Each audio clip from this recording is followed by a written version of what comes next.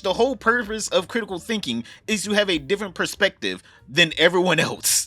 But I guess if that perspective is outside of Hassan's sphere of influence, you're not allowed to have that, alright? You gotta think the way the regime tells you to think. So yeah, Hassan is giving this long-term viewer slash supporter of the Hasanabi Twist channel the same treatment as Moist Critical, this good old Charlie, and it's sad to see. Click this video right here to find out what the hell did Hassan Piker say about Moist Critical. But boys, other than that, don't forget to like, subscribe, comment down below, and I'll see you all tomorrow.